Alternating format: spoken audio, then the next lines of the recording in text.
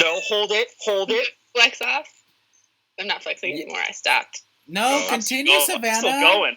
Flex. I'm still going. Do the I guess I should. I should say it's your mom's basement. A day late, but at least we did it. Hey, guys. $1 short. How you doing, Twitch? Yeah. Oh, well, I'm almost $1 short. That's just my thing. All right. Okay. Now I'm gonna mute it. Now there we go. Yes, it is your mom's basement, guys. How you doing tonight? So we're doing this a day late because we had technical difficulties yesterday. All of us were also very sick last week, so we missed an episode. Congratulations. Now we're all zombies. We are patient zero. It starts. We're live streaming the zombie apocalypse and the beginning of it right fucking now. You lucky dogs. Anyways, so this is your mom's basement. It's an interactive comic book club. You have to be careful how you say it. It's comic book club. And basically we get together for a couple hours on Twitch, usually on Monday nights about 8 o'clock. This week, Tuesday at 8:30. See how that works out because you're here right now. And we talk all the releases from this week's new comic book day that come out on Wednesday. And then we also pick a book, and we talk about that in depth for the second half of the show. So I'm really excited. We've got some pretty cool stuff that happened in X-Men World tonight. We have some awesome indie comics to talk about as far as Dark Horse and Image with the new Alien book and Jason Latour's Loose Ends finale. Also, I'm really excited, and because it took us for fucking ever to make this happen. Mr. Ronan, Jonathan, is with the show tonight, and he's kind of like the architect and one of the big reasons why Your Mom's Basement has moved out from just YouTube to moving over to Twitch and to the Discord chat that we have that you guys should definitely join in on, and also the new comic book website that we're starting called comicblackbook.com. This Saturday on New Comic Book Day, we are fucking launching. So we'll get to that in a second. But, tonight we're going to talk Lake of Fire, which is Jonathan's pick. And I'm really fucking excited, one, that we finally got Jonathan back on the show. Two, I'm so sorry it took us literally months to make this happen with Jonathan. And he's the one that picked Lake of Fire, and I'm very, very excited to talk about it because it was a fucking awesome book. Spoilers. It was really, really great. I thoroughly enjoyed it. Mm-hmm. There's no So Good command. There's no what? I can't remember there's a So Good command. That's in Discord. So good? The command master. That's the So Good command. Master of commands. Yeah, we need the bell command too. I'm gonna fucking bring the shit out of that goddamn bell tonight.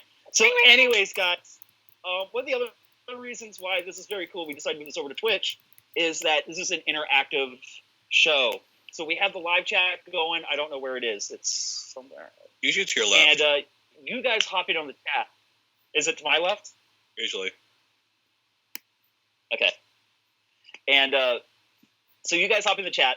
You guys are part of the conversation, and usually we sometimes pull you and what you say into the show. Any questions that you have. Also, the chat is notorious for saving my ass when I blank out on important facts. God bless you, chat. Thank you. So that's a thing. We're going to talk all the comics tonight. We'll get into the announcements. But first, let me say hello to the team that makes it happen every week. First of all, producer Ian, who we had to coax back on camera tonight because he's just almost too sexy for the internet. He is so good. Ian is rocking the controls and making it happen tonight, and he's going to have all your X-Men updates, which we're really excited about, as we've kind of done the whole new X-Men relaunch. He's been our man with the plan, kind of really just keeping us filled in with what's going on. Miss Savanna is here tonight. She's going to flex her way into your heart. That's all I'm good for. With a spoon. I'm just here. Yeah. That's all you need to be. Just need to be here. And my dog will be panting off camera. You'll be able to hear her. Tesla's the real MVP. Tesla is the real MVP. Tesla's the one. You should see her right now. She's like, yeah, big ears. Bucky's just like drooling off to the side. I had to put Tesla in one of my books. Aww, because she's precious. Aww. She's a precious angel. Aww. She is. She's. As long as Kirk allows it. Honey, you're in a book. Oh, of course. Tesla, you're famous. I'll definitely collect the likeness rights on her behalf for her. Mm-hmm. I swear, I'm not going to be like a showbiz dad. I We're won't gonna let it go to my CGI head. her, and we're gonna CGI her in Rogue One. She's like the Goldilocks Cocker Spaniel. Tesla. Stop count. Thou cat. So yeah, pretty much it. Guys, fill everyone in on how your weekend was, and let's hop into the fucking comic books. I had to go to my advanced certification for my weightlifting thing. That sucked my entire weekend away. I'm pretty pissed about it. Oh, sorry. That's how my weekend was. It was fucking long and boring. It sucked. I was kind of hoping you'd be like more into it, but No. I like not the at fact all. something you're really good at. I love the fact that something you're really good at that's kind of like this labor of love. You're just like, ugh. It was so much work. Whatever. So Sucked. hard. It was like 3 weeks of information to try to get in 2 days. The manual is this thick. Wow. Really? Gotta read the manual. We don't And need then the manual. study through the manual. And he's like, okay, well, I'm going to go over all this shit, and none of it's in the manual, but you're going to be tested on both. So, Ooh. I'm just like, awesome. All right. Awesome. This is going to be great. So, no, it was stressful. And I had to crunch study, and I don't like doing that. I'm very, I got to have, a fucking 10-day plan to take a shower, I'm very... Wow. So a shower every 10 days? Were you kind of... Usually 14. 10 days is overdoing it.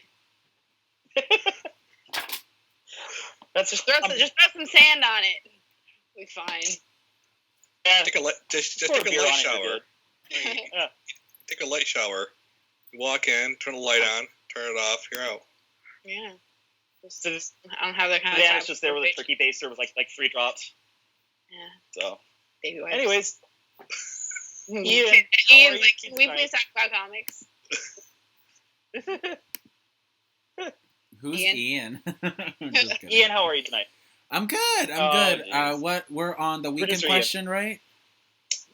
We're on the what? We are on our weekends, right?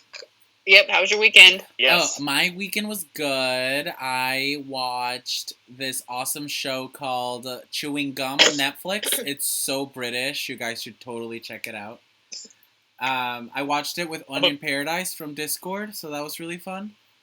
Did you guys watch it on Twitch or together? Mhm. No, together. Gotcha. Like IRL. And And it was so, disgusting, too, because we also ordered, the family meal from Pizza Hut just for us, too. what?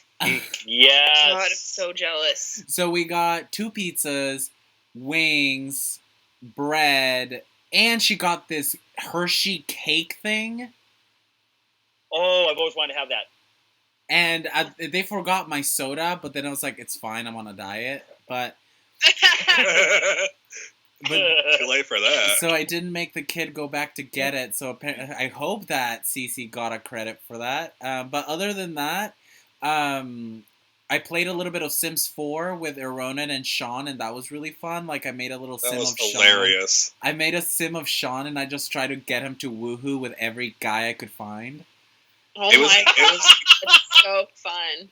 It was the ultimate shit show where, quote, Chip would go and insult everyone, and then they would just hang out inside his bedroom and sit on his bed and eat food. And then eventually when I make my sim, he'll just become my sex slave, which he already knows, so he's okay with it. But it's gonna be fun. I have this whole thing planned where Kirk is gonna have his own household with Marguerite Bennett, and then Savanna is just gonna be like, Oh, that's off the internet now. No. No, Yes. it's Can't live. take it back. and then Savannah is just gonna be like the hero of the beach, where she's just gonna go around Is it the nacho cheese beach? Am I Beating- surfing in nacho cheese, beating eating a up bowl of people. cereal at the same time, yes. flexing my buns? That's all I really want to do in life. Your house think- will just be a replica I of think a Savannah- bowl of cereal. I just want to live in a I bowl. think Savanna would definitely be like the Flex Mentallo character in Sims. Yeah. As long as there's a nacho cheese tsunami coming my way, I'm fucking in. we can make that So- happen. Yeah, I was sad because I missed the stream. I knew if I was going to tune in for it, one, I was going to be jealous that I was not a part of it, And 2, I was working on one of the articles for a new website. Yay! So, I wrote one too. spoiler You're alert. so productive. You guys have been so productive. Ian has literally done insane things to the website, and they've both been writing so much, and I'm just like, I'm fucking miserable. I'm just wallowing in self pity, and they're doing Yeah, things. just so hanging out proud of you. wait, fuck everything. For real, I'm so bitter about it. I don't know. I'm just fucked up right now. I But would much. You guys, I'm so proud of you guys. I'm really proud of you, Ian, too. You've really been busting your ass. Oh, thank you. I love you, Kirk, but Ian has been busting his Ian has ass. been cracking the whip and making shit happen. There's no denying that whatsoever. So much writing. You've done so much writing. I just, a lot of things that are happening around us are really fueling me. And Kirk knows. I even called him up while he was at Disneyland, and I was like, "Fuck this! We're gonna make this happen if it kills When us." he was Disneyland, when you go to Disneyland, you better fucking call me. I have a pass, bitch. Oh shit! I all got the time. Well, I usually go Sundays. We'll definitely do that. But Sundays, please take me. Yeah, and then something really cool happened because Ian and I actually had a really good talk because I was holding on to a bunch of stuff for the last week and a half. And then Ian was like, I gotta fucking talk to you about something. And he started talking about it. I was like, oh God, I've been feeling this too. And I'm having this bro out with Ian in the line of Goofy's flight school. With 2 of my friends looking at me like, what the fuck is wrong with you, dude? I'm like, I'm having a moment. Give me a second. So, yeah, that was a good talk, and it needed to happen. And it was cool because Sunday was a belated Disney thing. My friend Kelsey was that's so fun. She was like, I'm putting you in the car, and we're doing a belated birthday thing. She bought me a beer. We got to ride all the rides that I wanted, which is pretty much just Star Tours. I just want Star Tours all the time. And also, something really cool, I have to give a couple of shout-outs.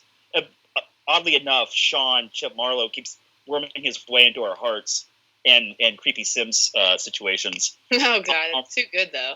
So, it was my birthday, and I didn't want to say anything about it earlier, but Ox, one of our moderators in Discord and longtime YMB fam, sent me stuff for my birthday. So, I've got all this really bad... He actually sent me a copy of his comic. His comic was good.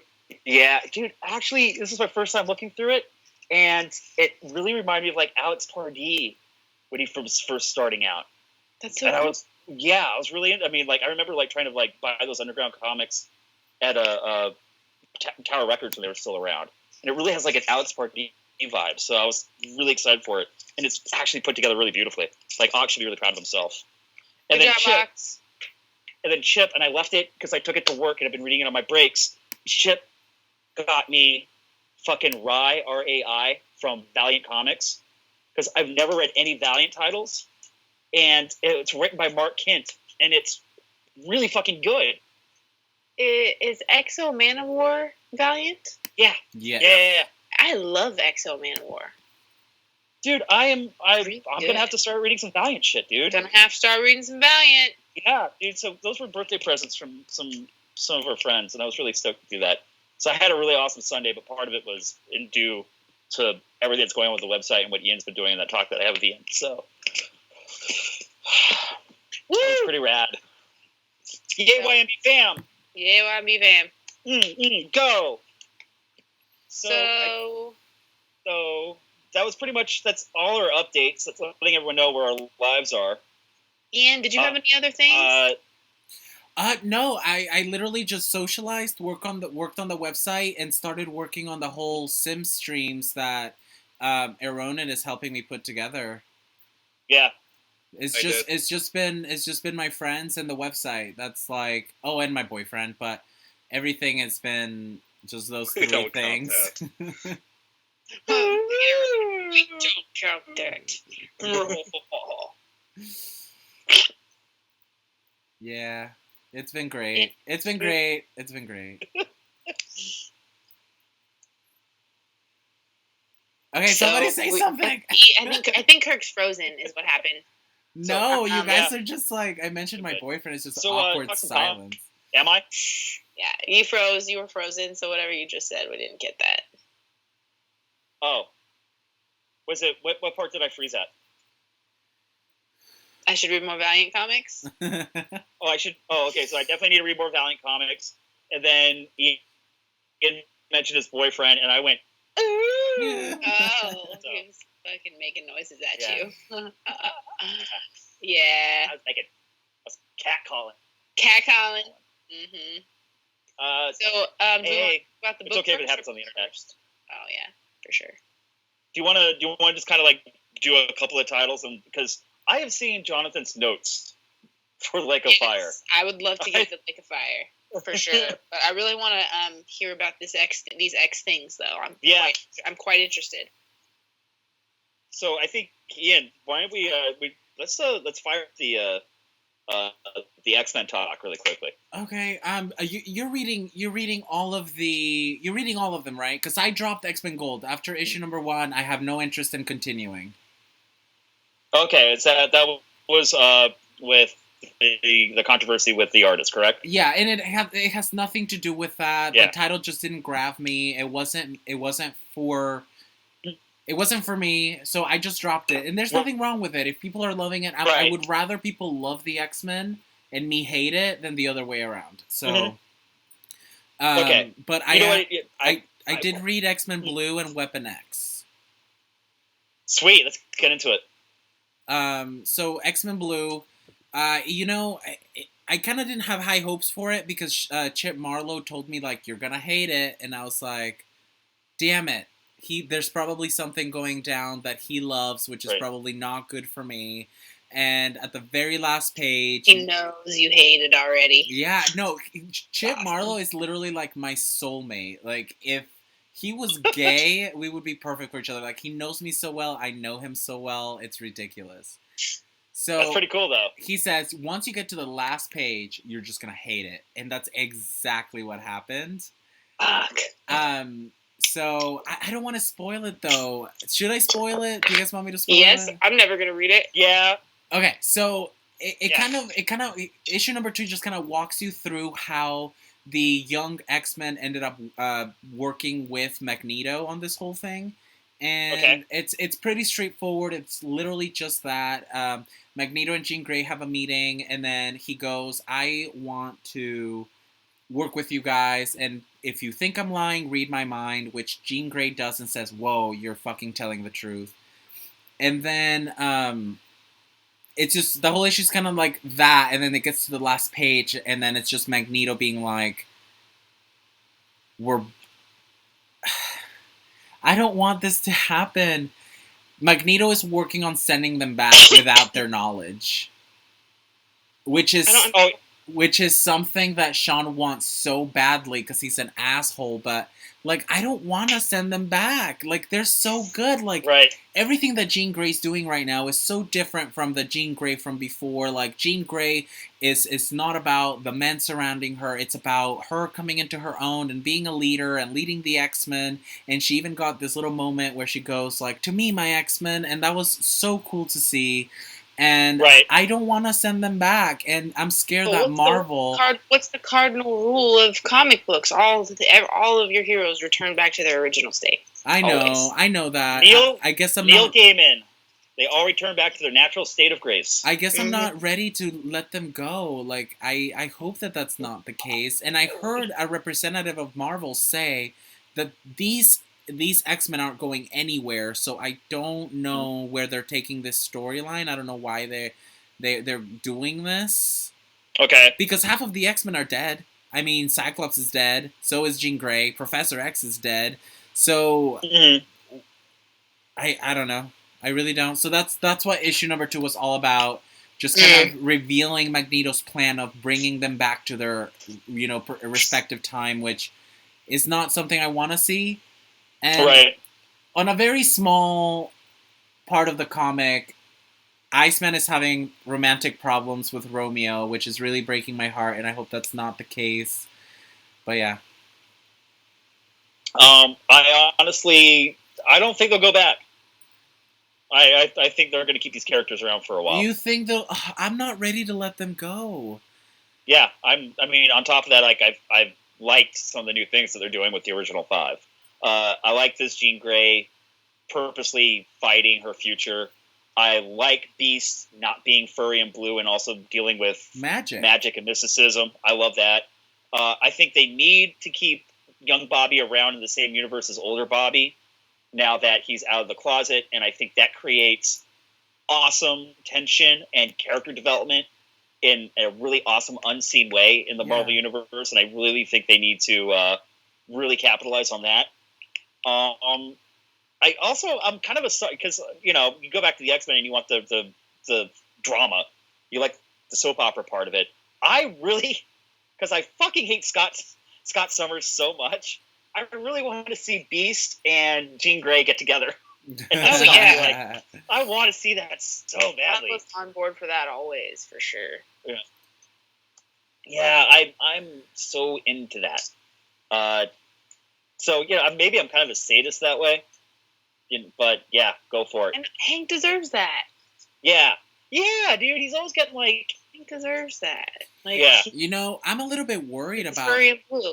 I don't know so much about what they're gonna do with him romantically, but I have a feeling that there's going to be a dark. You guys watch Buffy the Vampire Slayer, right? Yeah. Okay, so I have a strong feeling that Beast is moving towards a Dark Willow situation. Ooh. Where he thinks he has control over the magic because he's super smart, and he at the end of the day who is he? Like he's not gonna be able to control this power, and I feel it. I feel the darkness taking over him. Because he's acting a little bit like a jackass, and I don't necessarily like that, but I do like that it's kind of moving towards a Dark Willow situation with the whole magic thing.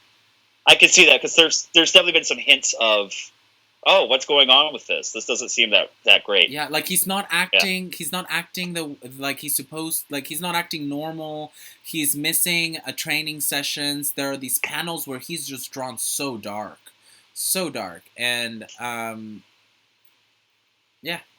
Yeah. I don't know. Huh? Say that again, Jonathan. Darker than blue. Darker than blue. Yeah. So X-Men Blue. I like where it's. I don't like what they're doing, but at the same time, that's how I felt about IVX, and I ended up liking IVX. So we'll see. Mm-hmm. I'm gonna stick with it. I really like it. Colin Bunn. Someone else said this in the chat. Colin Bunn cannot write superheroes, and I kind of agree. Kind of. What I'm kind of 112% agree for sure. Like that. It's just like, oh my god, I roll, throw it away. Get it. What does he write on like? It's as inconsistent as they come, for one. Yeah, I think Colin Bunn writes great comics. I just don't think he writes superheroes as well. So I kind of hope he maybe figures that out and really focuses on the teen drama aspect. Like, I really want them to focus on the YA aspect of this title. Like, really fucking go for it. Fucking hell yes, Young Avengers, everything. Yeah. AL and the chat is having so much fun with this right now. A lot of people still hate what Bendis did with some of those characters. Someone asked who Dark Beast would skin alive, just like Buffy and Willow. My money is on Scott Summers. That would be awesome. That's right. And then Hulk Hoquin, which is still the best screen name ever, said, don't forget that there is a Dark Beast out there from Age of Apocalypse, but I think Bendis killed Dark Beast. So that's pretty cool. I'm one, really dig the art. Two, I want to know what Magneto's real intentions are. Like, I want to know if he's actually here to help the kids try to get back to their time because they want to go, or he's nefariously, secretly going to send them there. That's the thing, though. They don't want to go back. The only person that wants to go back is Cyclops. So I fucking send him off if he doesn't want to be here. But Iceman wants to be here. And I hate to think that they're going to ruin the relationship that Romeo and him have built just so they can send him back to his time. Like, that's so fucking dumb. Did they ever explain the time continuity?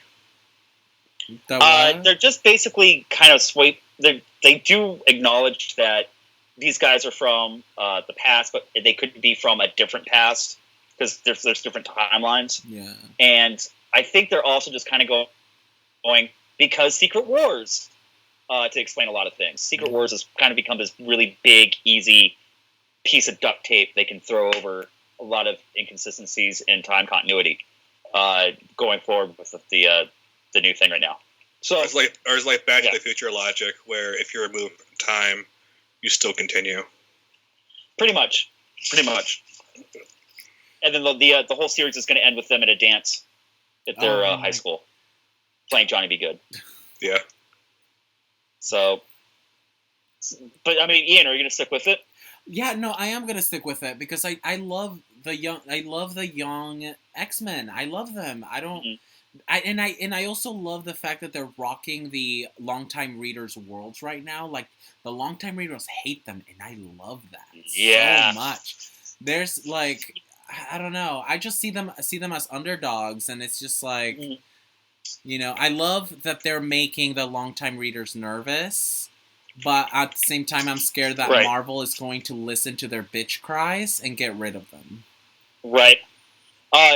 Marvel is really, because you've heard us if you've watched the show, Marvel is really scrambling to figure out what the next step is as far as what they're going to do and what the readers want, but also trying to deliver something that's not necessarily exactly what the readers want. Because it's so funny that you mentioned, I'm only going to touch on it for a second, but X-Men Gold, I did read it, and honestly, I need to get past this story arc because I'm a little tainted from the whole art controversy. So now that I'm reading the issue, and I'm like, this fucking asshole with his bullshit that he pulled in the first issue in his the subliminal art, not so subliminal art, is really kind of taking away from the fact that X-Men Gold is straight up Chris Claremont era X-Men again. So I really want to like X-Men Gold, but I'm going to have to get past these last two issues and when they switch the art up for me to really get into it. I wonder what kind of fine-tooth comb they went over those next issues before releasing. Yeah. That's a good question. I bet you they had double-time editorial teams going over that art again. You know, or at least one editor doing his job. Somebody, anybody. But, I mean, I'm holding out hope, but if you guys, if you're old like me, hi, and you really miss Chris Claremont era X-Men, that's what X-Men Gold is. Because it's a variation of the original team, Chris Claremont team. So so you honestly think that it's good? Like, it's good, right? People are loving it? Yeah. I'm glad, dude, I am so fucking happy that people are loving X-Men Gold. It's just not my thing. Yeah. That's why I think it's very much dude, for YA readers and readers like Ian who've been following for the last 4 or 5 years, Blue is written for you. I know. Guys like me that are we need to bring back the X-Men. And let me tell you something. They even tried to fan service me with X-Men Gold. They even threw astonishing X-Men references in there. They were even servicing me, but I think you're right. I feel like the whole controversy just left a bad taste in my mouth, and I'm just not interested anymore. I don't think I just don't want to be involved. Yeah, I'm with you on that. They have to win back our trust, man. Mm-hmm. They have to definitely win back our trust. I ain't never going back. Never say never, Savanna. Never going back. Never. Never. Ian, did you read Weapon X? I did, and I'm still loving it. I'm kind of into it. I really dig it. Me too. Yeah. Really? After Savanna, out of all of the X titles out right now, you would really not love, Weapon X. I think you'd get a kick out of it. Yeah. It's definitely that one is written for the Rick Remender Uncanny X-Force crowd. It's kind of cool. I'm really kind of getting off on the repartee between Old Man Logan and Sabretooth. Because Sabretooth still really hates Logan, but it's not his Logan. So they're a little bit more civil with each other, but he's still I really want to kill you. Dude, they brought in, what is it? Not North Star. Proudstar. Proudstar? The Native American badass war. He's got the 2 blades. I forgot his name. Yeah, not North Star. North Star is Alpha Flight. Right. You guys need to remind me that I'm working and I'm supposed to be showing these issues. Hey, Ian, you're supposed to be working. God damn it. I'm over here yeah, like, wait, I'm supposed to be doing something. Oh, it's all good. But I'm into it. I like... And on top of that, Greg Pak is not drawing everybody like a fucking porn star. He's really trying. Wait. Do it again. Make the face. The face. Ronan, yeah. are you... Oh, good. God, it's so good, Kirk. Ronan, are you reading any of the X titles? I'm all Image. Okay, good for you. I think that's the way to go. Yes, it's my people. And I did read World Eater for its issue. Oh, so. How was that? It was really good. There wasn't a whole lot of like dialogue to it. It was mainly art, but the art is so good, and it sets up a lot, and it even has steals in the first issue. Really? For how little talking there is, it's. Kirk, did you buy World Eater? I didn't. Okay. That's why I was asking how it was. I'm like, ooh, how was it? Okay. Yeah.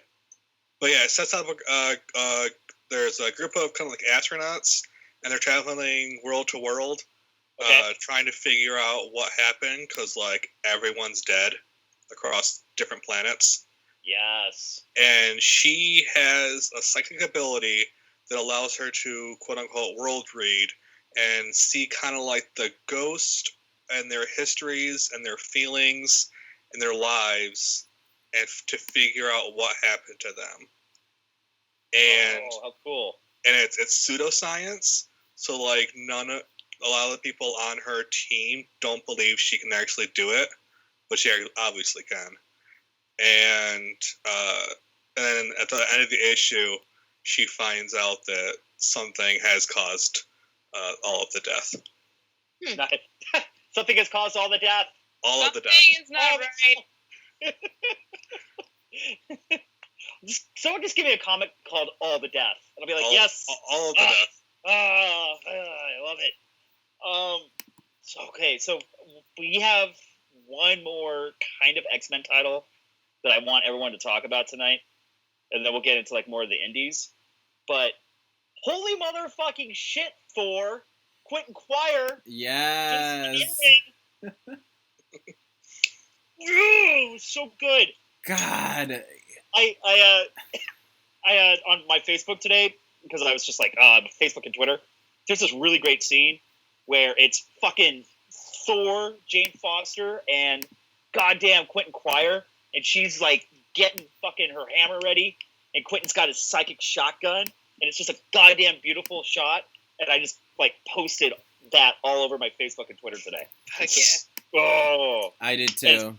Oh, dude, it's great because it's like they brought the Phoenix in, and leave it to fucking Jason Aaron to write 4 or 5 issues in a completely unrelated comic book for it all to like build this awesome conclusion, this awesome finale where he's like, oh, by the way, here's the fucking Phoenix out of goddamn nowhere.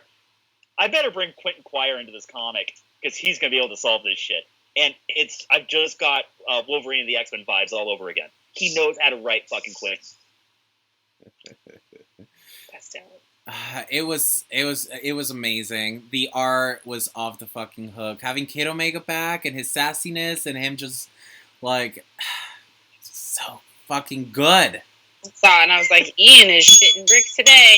Oh my god, my pants needed to be The second changed. I saw the cover, I was like, do I even text him? Nah, he's already all over that shit. Like, just hand him a napkin. Like yeah. Jane Foster Thor, fucking the Phoenix, Kid Omega. The art is just fucking out of this world amazing. He is sassy as fuck. It starts off with him just being like, oh, the greatest mind in existence. It's already in my skull. I just wish I didn't want to, like, put a bullet through it. Like, he's just fucking great. Because he's just bored, and that's the thing. Like, he's just at that level of badassery that, like nothing entertains him anymore. And the ending of this issue was just exquisite. Oh, so great. fucking watching Guardian like punch one of his own gods in the face was badass. And then also when they realized like that it's the because it is the Shi'ar and it is the Phoenix, and the cool thing is it doesn't feel like this Deus Ex Machina storyline. It makes perfect sense in the context of the story that Jason was telling in this comic book. And there's something really cool when they're like, oh, they don't know what they're doing with the Phoenix, what they're going to do now it's shown up. And at some point, like, Guardian goes, not like this, you don't. There's no stopping the Phoenix. And then his kid goes, I wouldn't say that, Father. And there's this really great shot. He goes, I know a guy. And, like, that's when they flash over, and it's goddamn Quentin Quire, and he's on the island with Krakoa. From the old Jean Grey school. Oh my god, that was all. There is so much Wolverine and the X-Men in this. It's fucking orgasmic. Do that again. Like, do that again. Like, do it again, What? Kirk. What? Do it. With your hair. Yeah. Too good. Your hair is so long right now. Sidebar. Kirk. Big Rab is blowing up in Discord saying it was Warpath. Oh, it's Warpath. Where's Big Rab? Get him into the chat. He's in Discord right now. I see it. He's screaming into the Discord chat, which you guys should totally join, by the way, because 24/7 we got over 160 members joining every day and more to talk about comic books and all the other things that you love. Yeah, Big Rab is going, Warpath! Warpath! God damn it, Kirk, it's Warpath! Guys, it's Warpath. Warpath. All right. Do you know what's Warpath? I heard it's Warpath. I could be wrong though. But I don't think you guys know, but it's actually Warpath. You guys don't. I was like, Star Paths, Hope Star is not right. That's Hope Star, Proud Star thing. Proud Star John ain't right. I know I was way off. Star's a thing, but Eddie. He's Eddie. Eddie. He's Eddie. Savannah, did you read this issue? Which issue? Mighty Thors. Have you gotten to your pool yet? I know you said you didn't get to your pool. No, I haven't. I have. The only things I got from Marvel were that and Doctor Strange, and I haven't read either of them. Oh, I got Moon Knight too, but I haven't read it yet either. Do you have a title you want to talk about? Huh? No, not necessarily. Did you get to check? Did you read Loose Ends, the Jason Latour? I did read Loose Ends because that one only takes 2.5 minutes to read, and it was really fucking good. Oh, I read Black Hammer too. Holy fuck, Black Hammer though. Oh, I haven't gone to Black Hammer. Let's throw this over. Wait, did you say you haven't read Black Hammer? Let's throw this over to Savanna. Let's talk about this. So, let's talk about a mental fucking breakdown. This kid, Golden Gale, and I don't want to give away spoilers though. They did a lot of backstory into like her relationship and like who she was before they were stuck. Right. And she has like one of the coolest stories, but she's such a miserable, cynical cunt that it makes it fucking awesome to read. And she's just so sad and broken. And she's like, I can't imagine being a 50-year-old woman stuck in a child's body. Yeah. And having superpowers at that. She's just fucking miserable. And this one explains a lot. And then fucking what happens at the end, just like... Oh my god, it hurts. It hurts so bad. Does it have to do with Barbie? Yeah. Well, no, not Barbie, but Barbie's the one that's, like, finds it. Okay. But not Barbie. Oh my god, I'm scrolling through the issue right now for the stream. Don't go to the last page. Do not go to the last page. 3 pages. No, really? Really? Too late? No, wait. No, not too late. No, we're good. No, we're wait. good. Okay, we got a creepy priest touching people. Okay, No, we like the priest. Joking. I'm joking. Okay, I'm gonna stop right here. We're at the farmhouse. Oh, I can't stop, guys. Stop me. No, Ian, don't go too far. So, Savannah, do you think that Black Hammer is still, like, killing it? Oh, yeah. What? It's Jeff Lemire. There's no question. Mm-hmm. Oh, Savannah, we're doing, Brandon, Wiccan, Josh, and I are doing a Lemire episode, like, in a few weeks, where we just touch on, like, all of his works. That's why don't I get to do that? Why don't we do that? What? Side streams? No, side streams well, what now? happened When was- did side streams happen? What happened? We had a community debate on Young Heroes, exclusively excluding Chip out, and we had such a good time that by the end of it, we're like, what if we do this again in a few weeks? So we thought about doing a Lemire episode, and then before we know it, we had a name, the Fabtastic Four. What? Cool. I thought it was going to be called Ian and the Side Bitches. No. No? Savanna, you should come on if you should do it. What? Look, you got side bitches. No. No, we'll call the Fabtastic Four, not the side bitches. Nope, they're side bitches. We're always going to be doing side streams because this is community driven. So if you're watching right now and you want to go join the Discord chat, go talk to anyone that's here. That's all. Savannah's like, this is news to me. I did not know this. Dude, it's all news to me. Yeah. You can debate on here. You could be a sim. Anything. Yeah, we're gonna include you whether you like it or not, guys. We're doing all kinds of crazy shit. It was Miller time all last night. Yeah. Oh my god, it was Miller time. I miss him. Miller.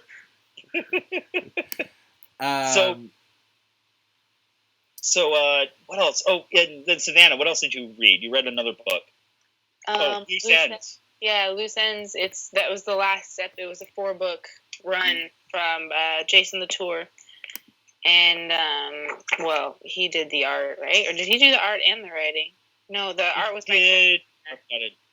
Yeah, Jason Latour and Chris Brunner. And the art was pretty wild. Like, it was done in all, like, neon colors. So it was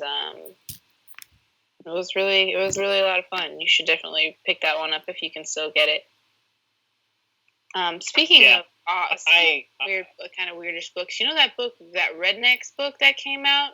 It's like impossible. Right. The first printing is going for like a bunch of money or some shit. Why is that? I couldn't get it. Already? About it, yeah. They're a second printing, but I hear the first one's going for a bunch of money. Why is it so popular? It's like Southern Bastards, but with vampires. That's what I'm hearing. Ah, shit! I'm sold. Damn it! You're so easy, Kirk. You have no idea. Like I said, if you call the comic book All the Death, I'm all in. All the Death. So wait, this one was Rednecks, right? Yeah. Okay. Yeah, Rednecks. And then there's a new Jeff Lemire book that supposedly came out or is coming out, or my store said they didn't get their shipment or something, called Roughnecks. Right. And I'm not sure. I didn't get that. I think Roughnecks is his graphic novel. Oh, okay. Maybe that's why I missed it. So I haven't been able to grab that yet. Rednecks, I have it downloaded. I have not read yet. I guess that's how I'm going to read it, apparently. All right. Well, sorry, guys. I know I'm a heathen whenever I say it, but I did switch to digital. Yeah. I'm sorry. You are. Speaking of digital, did you hear that Marvel joined Comixology? I did. Yeah. I did hear that this week. Straight to Unlimited. I don't think they're doing current issues. I think it's, a lot of what their old library, that sort of thing. So that I think really kind of makes the the Unlimited Comixology kind of worth it. Mm-hmm. That also said, soon, I'm just waiting for my budget to get padded a little bit. I want to start giving away Comixology Unlimited 1 month trials on the show. Yeah. So I think it's a really good way for new readers to get into comic books and finding old stuff that they haven't read yet. Like, I know you can read like most of Saga on there. You can read a lot of the indie stuff. I think it's worth it. And if you get your Twitch Prime set up, you can get free comics through Comixology sometimes. Yes. I had the first issue of Kick-Ass for free. Did you really? Yeah. Oh, fantastic. Yeah, that's worth it. Which, by the way, if you haven't read the first series of Kick-Ass, you need to. It's actually really good. They gave away like $25 or something in free comics. Nice. Yeah, dude, guys. Just for having Amazon Prime and linking it to your Twitch account. So, and a lot of people are kind of like scratching their head. What is it? So Comixology has the Unlimited program where I think it's like $8.99 or $9.99 a month, and it's kind of like Netflix where you don't own the comic, but you get to borrow it. and it stays in your library until you stop paying the subscription fee. So I think it's kind of worth it. So you pretty much read anything as long as you have time. For the most part. Like I said, they brought in a lot of indie publishers first before Marvel finally joined this week. And that's pretty good if you really want to try. That's pretty good if you want to try something out and you're not sure. Like you're reading Beauty and it gets so far, you're like, oh, that's crap. Right. You don't have to pay for it. Right. I did catch up on the Beauty. Oh, did you? Yeah, Ooh. It's getting a lot better. Oh, thank God. It was hard to stick with. Yeah, there was the one shot. Was it issue 11 or something like that? And the guy who can't find a girlfriend because he's right. Not. And then the second or the third story arc at this point is now kicking up, where it has a detective who used to be working for the mob team. Right. And then she got the Beauty, and her kind of like celebrity status and the beauty community. So she gets put on this Beauty task force team to investigate murders targeted at the Beauty. And currently there's like 2 serial murders going on right now. Yeah. One guy's burning people, and the other one is setting them up in like hooks and pools of blood. Mm-hmm. And like surrounded by mirrors, but like posing them in a very vain sort of like an admiration pose. Basically, there's mirrors circling all of them. Yeah. So basically, the Beauty went full on Hannibal for this new story arc. Yeah. So if you ever want to read the Beauty, read up to like issue 7, I think, before that art changes. Skip over that to about 11, and then continue. Yeah. The art is so much better. I think it's the same artist as at the very beginning. Oh, okay, that makes sense. Yeah, it got back on track. Yeah. It really did. And I like the idea that the Beauty, the book itself, explores the concept of, and to get kind of you guys caught up, it's a story about a sexually transmitted disease that makes you the best version of yourself. So pounds fall off, wrinkles go away, like years disappear from you. You just become incredibly hot. So people are actually trying to catch this disease.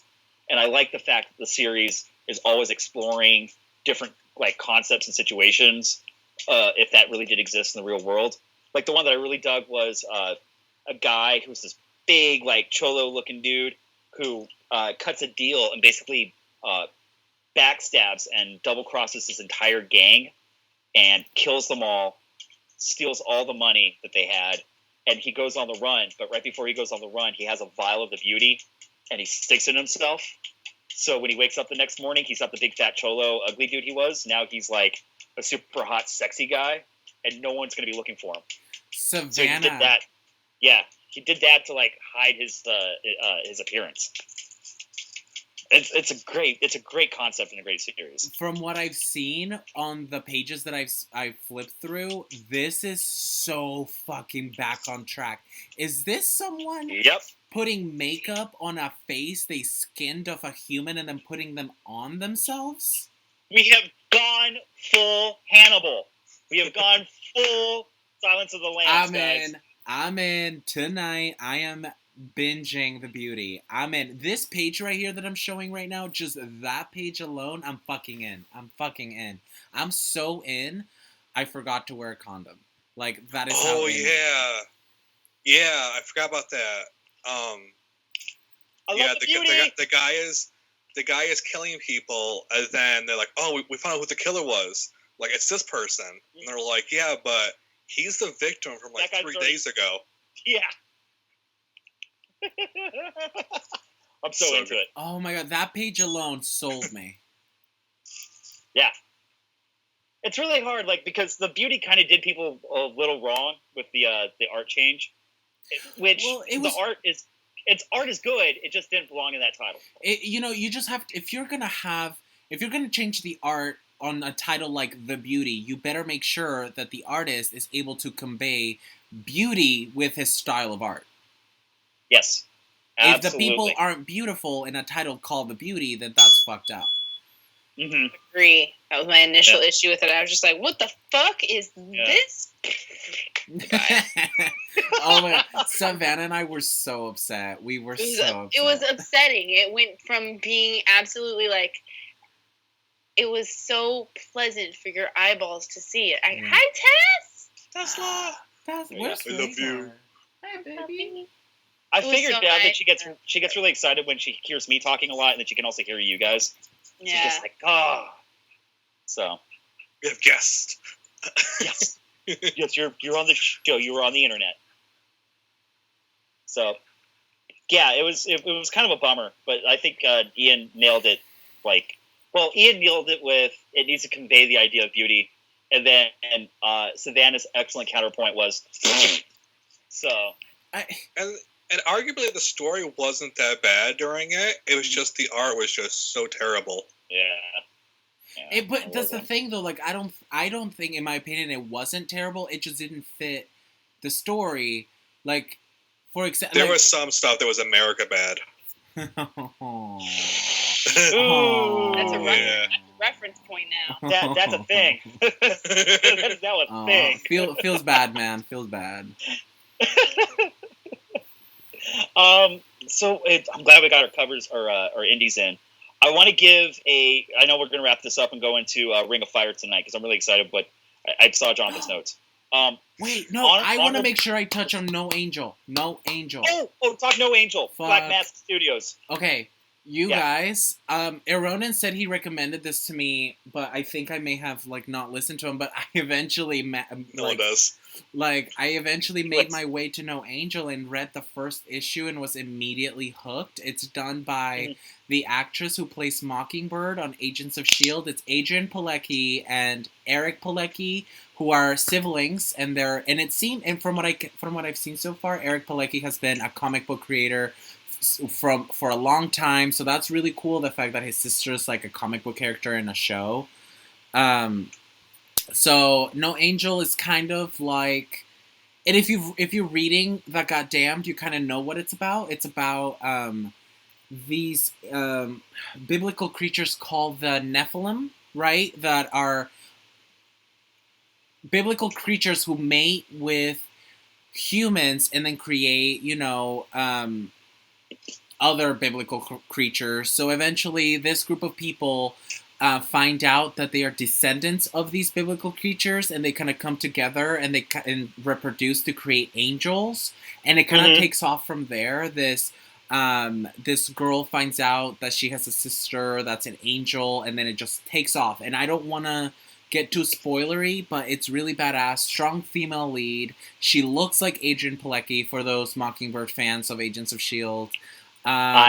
And if you like things like The Goddamn, Next Testament, God Country, Thor God of Thunder, God Bomb and God Butcher arcs, this is so all the gods. This is so up your alley. So up your alley. It's well done. It surprised me. It's by Black Mask, who has just been amazing me. Anything they release and I read, it's just been great. Yeah. Watch out, Marvel and DC. And yeah, it was good. So, any of you guys check it out at all? Any of you? I've read the first 2 issues. Okay. I haven't read number 3 yet. Okay. I think I've got it in the Comixology, but yeah. What do you think, Kirk? What do you think? I think it's a really great idea. I think it's a little bit novel. Obviously, we've never the concept of angels coming to Earth is one thing, but what they've decided to interject with the twist is what's going to keep me coming back. I really enjoy the art. Also, there's been an element of rough around the edges with a lot of the titles that Black Mask releases, and that became very apparent with me with this title, and that's not a bad thing. That's not a slight. I like that some of the stuff they put out is not entirely polished. It makes it for a more interesting read for me. So I like that this is a high concept storyline, and the art is great, by the way. But the way it's presented is it's just got enough layer of grime on it where I'm like, okay, this isn't just all pretty angels. I like that it's a little dark. I like it's a little dirty. I like it dirty. The art, gritty? Huh? Is the art gritty, or is it super clean? The art reminds me of Outcast. If you read Outcast, it kind of reminds me of that art. Yeah. It's clean art, but a lot of great shadow work. to kind of convey a little bit more emotion with the scenes. That's why I'm into it. And I'm a sucker for a strong female lead, so all day. It reminds me of the Angel Key from Life, Lock and Key, and how you love that shit. Oh, Lock and Key, man, my babe, my heart. That's where it all starts. We did that. I still can't believe we did that. We should do it again. We should do it again. We should not do it again. We'll do it again when they collect all the new one shots into the book. I am waiting for World War Key. When is World War Key going to happen? I don't know. Chat, do your thing. Let us know where World War Key is. Is there a movie or TV show coming out? Yes. Derek Robertson, the director of Doctor Strange, is doing the pilot. Okay, TV show then? Mm-hmm. Cool. And people forget, there's actually an attempt at Lock and Key once before, and the pilot is actually on YouTube for you to watch. You know what, though? I'm so happy. And as the ultimate Lock and Key fan, I mean... Oh, I'm sorry, you're the ultimate fan? Yeah. Oh, you're the ultimate fan? Yes, what? I'm the ultimate fan. Hello, what the fuck are we supposed to be? You guys are ultimate fans with me, and... Nice save. And I'm so happy that the initial pilot didn't happen because I'm just not a big fan of Jesse McCartney playing... I don't know, I'm just not a fan of Jesse McCartney. Choice ever. Huh? Worst choice ever. Worst choice ever, exactly. Worst choice ever. Like, no. Like, I just wasn't into that. I just hope they're not like, oh, Jesse McCartney, are you still interested? I hope they don't do that. I'm gonna be so upset. Yeah. I think... Oh, I got one more thing. Did you get this James Stokoe book at all? I actually did a stream. It was my pick of the week. It was my favorite comic this week. Fuck, this book was so insanely good. It blew my damn brains out. It was amazing. And it came out on Alien Day. Came out on Alien Day. What the fuck? It was. This is the art in this book is why I read comic books. Mm-hmm. Oh, James Stokoe? Oh, huge fucking fangirl here. Yes. Yes. Like, the detail in his art is just off the fucking hook, out of this world all the time. Beautiful. Like, you read Orkstain, right, Savanna? You've read Orkstain? Yeah. Okay, Mm-hmm. okay, cool. It's beautiful. It's beautiful. It's, I go watch my video on my YouTube channel. But it was my pick of the week. It's James Stokoe, and right off the bat, he did everything. He did the story, he did the art, he did some of the lettering. He instilled fear. Yeah, there's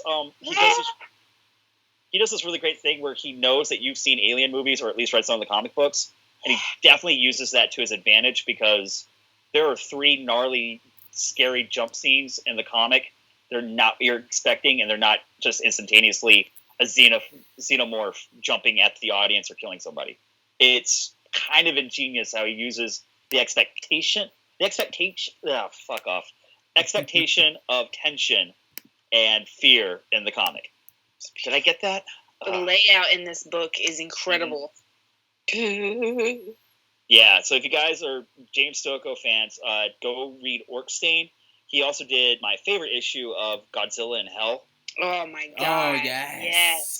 Yes. And he also partnered with Jeff Lemire for some pages over on the last run of Moon Knight. No way. Yeah. I mean, I did not know that. What kind of badass motherfucker, like, do you have to be to not only do the art, write it, and then do the lettering on top of that? Yeah. There's no other way. And then have it actually be good. You know? It's amazing. It's amazing. A lot of people complain that it takes him so long for his projects to come out, and I'm like, I don't give a fuck. Take all the time in the world. Oh, yeah, I need him. He's one of the only people that if he did a Kickstarter to get Orkstain back, I would give him $300, $500 easy. Yeah. I'd be like, I would take that to my grave. Like, that'd be one of my proudest moments. I've been tweeting him, do a Kickstarter, bring Orkstain back. Like, I've been telling him. The thing is that I think if he get Orkstein again, Do you that think he he wouldn't get. will? I don't know. I think he wants to get some other projects out of the way first before he goes back to it. And he jerks us around too. Like once in a while, he'll tweet like a panel from Orkstein issue number 7, I believe, and I'm just like, you jerk, you butt, you're working on it.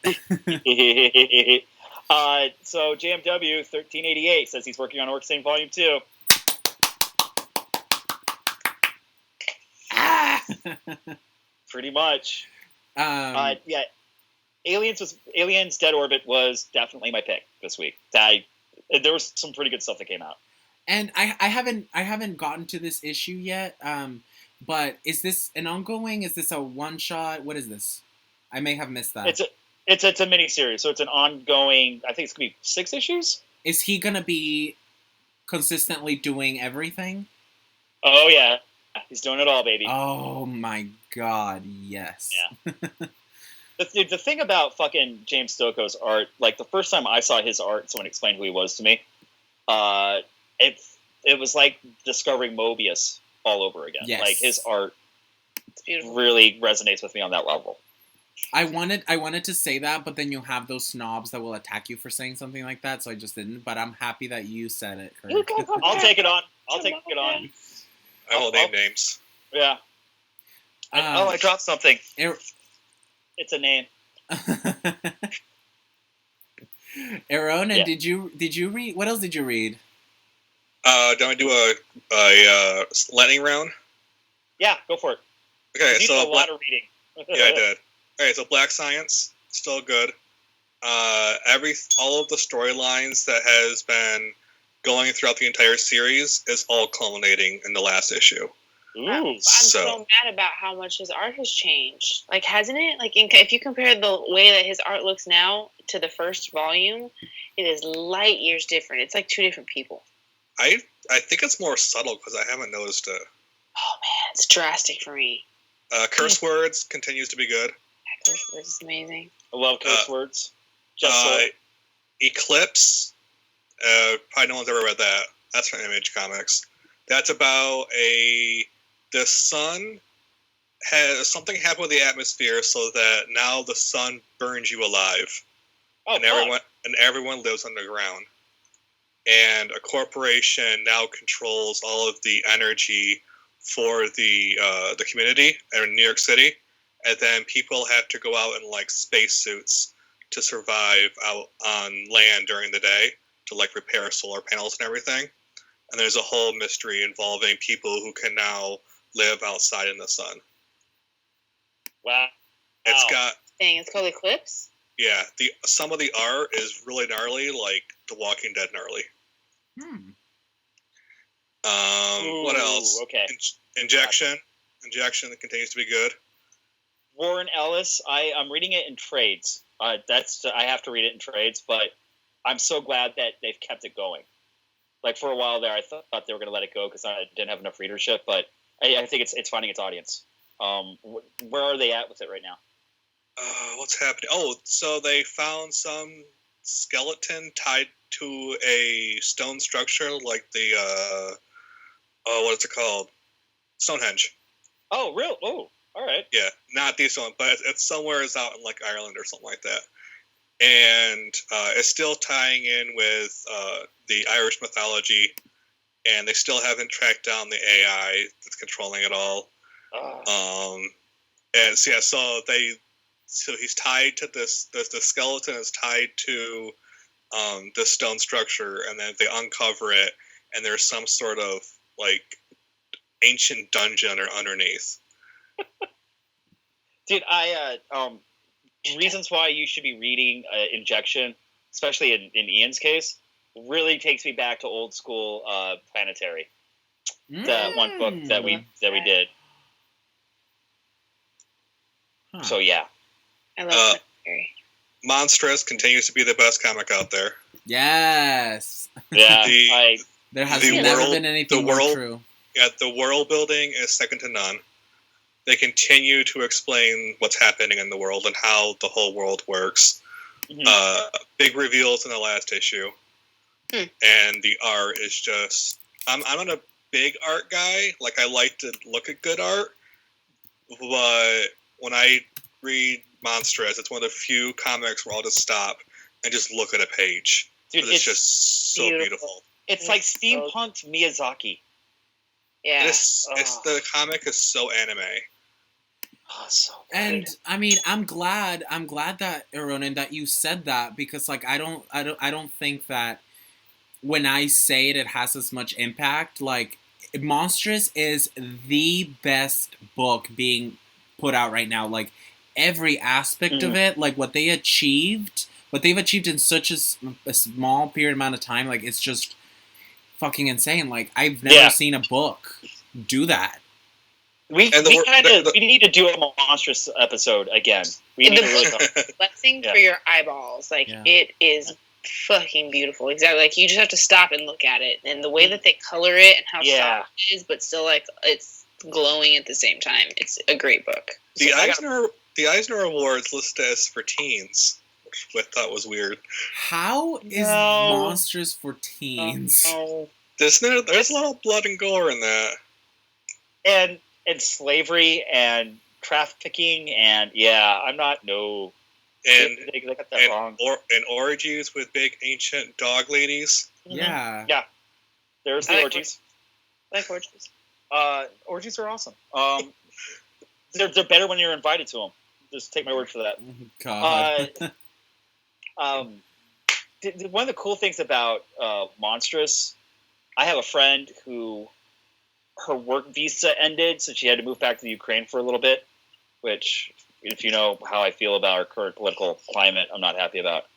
But one of the things that I did was put in the first volume of Monstrous for her in the mail this week. And that Monstrous is one of those books, along with Saga, that I'm handing to people like, this is what comic books can do. And Monstrous is fucking amazing. On top of that, Marjorie Liu is a #1 best-selling book author, and at Comic-Con last year, she said something to the effect of, "I don't think I'm going to write a book for a while."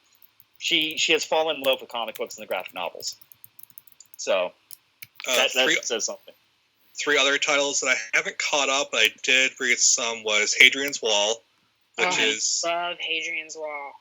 That's a mystery in space where a guy died, and another guy who used to be his former best friend has to investigate who killed him. Mm-hmm. And his ex-wife married his best friend.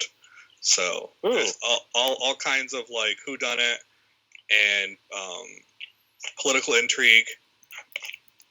And it's only going to be like 8 issues long. So it's going to wrap up soon.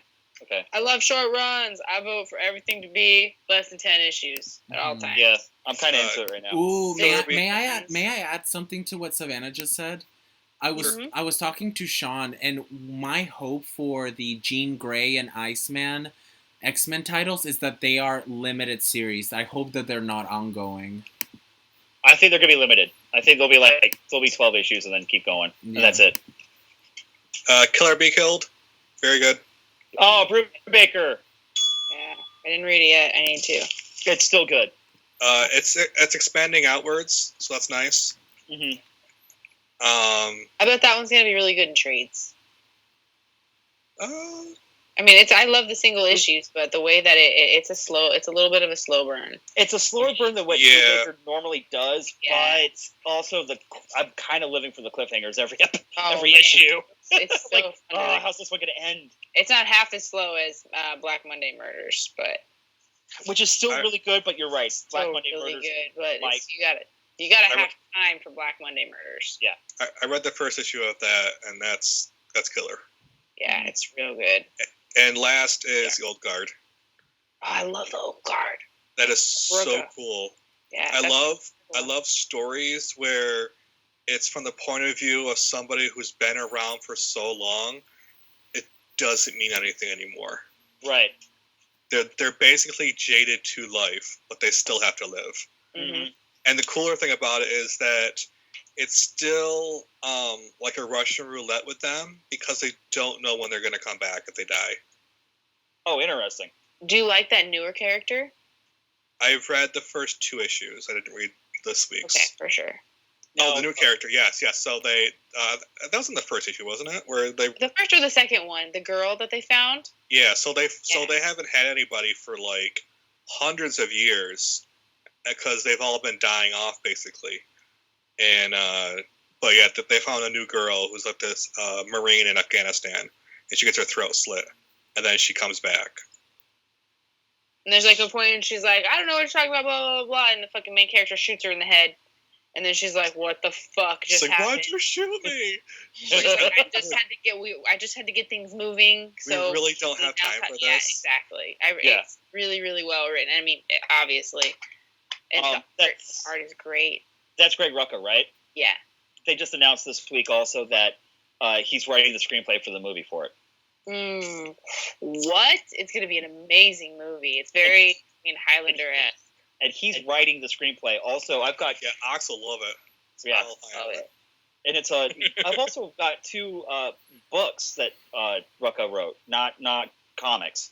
And Really? he's a great writer. Oh yeah. It really reminded and he brought that element when he did his Punisher run a couple years ago, and I really dug it. Yeah. So I like his writing as a book too. See, Ox is already going freaking out in the chat right now. Shit. Dude, thanks for writing down like literally every single indie comic that we needed to read this week. Jonathan, appreciate it. It's mostly Image, except for World Reader, which was Aftershock. Same publisher that does Animosity. Okay. I didn't check that out. It sounds really interesting. You guys should read Animosity, just saying. On my list. Marguerite. I also want to give a quick shout out. Dude, Ring of Fire, Doc Savage, the Dynamite. Excuse me. The Dynamite title, which is I talk about Doc Savage a lot because Superman pretty much is was created from Doc Savage. It's been really cool. It feels very old school 1940s. He really is the man who could do everything. There's some really great subtle shout outs to his Superman origins in the comic. He's at one point jumps out of a plane into the ocean, sneaks into a submarine and takes out the entire submarine, which is completely over the top. And there's a really great, just to give you an idea of how amazing Doc Savage is. He makes this discovery. He goes, it's an electromagnetic field that's able to shut down all electricity and power sources within a 10-mile radius. And one of the guys go, wow, Doc, how do you know this? He goes, oh, it's simple. It's because I invented it. Someone got my technology. So go also check out Doc Savage. Yeah. Should we totally talk Lake of Fire? Yes, please. Okay. I took a stale rip. I'm dying. I'm sorry. It's okay. So tonight's book is Lake of Fire, put out by Image Comics. This was Jonathan's pick that we've been trying to have him on here forever to talk about it. The curse was lifted. Yeah, finally. We had to break it tonight. We're just slow. And we read the first volume. It's by Nathan Fairbairn and Matt Smith. Let's swipe down from the top. Okay, cool. My tablet's acting weird. And right off the bat, I'm going to tell everyone that I loved it. I want to go around and get everyone's first opinions, and then I want to talk about this book. Ian, what did you like about? Did you like Lake of Fire? I did. I liked the art. I liked the story. It was not at all what I expected it to be going in. I wanted it. I thought it was a completely different thing, but I was pleasantly surprised. Mm-hmm. Savannah, did you like it? Yeah, I loved it. I mean, it's Knights of the Round Table, the Holy Grail, the Crusaders of the Holy Grail meets alien hordes. It's so much fun. I really, really loved it, and there's quite a bit of build up too to get to the really fun parts. And once the story does take that really dark turn, like, whoa. I don't have my copy with me because I left it somewhere. It's okay. You're just losing all the things. Yeah, it's been a week. Wait, Savannah, but you forgot your moment. My what? You forgot your moment where you asked the guest. Oh, You have to ask the question. Ronan, why did you choose Lake of Fire? So comics can teach you about yourself, and I love that this comic can teach you about history, because there is a lot of political and religious history in this that probably most people don't even realize at the first viewing. Wow. Okay. I mean, I can go into No, the huge history of it, but You can, no, I saw your notes. Touch on it. Touch on it. Touch on it. Yeah, like tell us about Lake of Fire. Like you told us why you personally picked it, but why did you pick it as a book? You know what I mean? Like what does this book have to offer to the reader?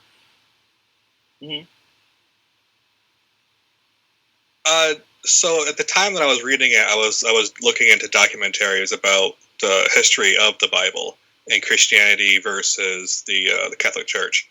So you see it in the comic where the Sir Theo and Hugh and Michelle, they show up to this castle, and they're all in the Albigense region of France, which was one spot where I know, right? So this is a spot in France where the Catholic Church wiped out a bunch of Christians because they didn't follow their doctrine, and that's what you see a lot with the Inquisitions that through history was not necessarily against other religions, it was mainly against Christianity. So they and back then, if the Catholic Church couldn't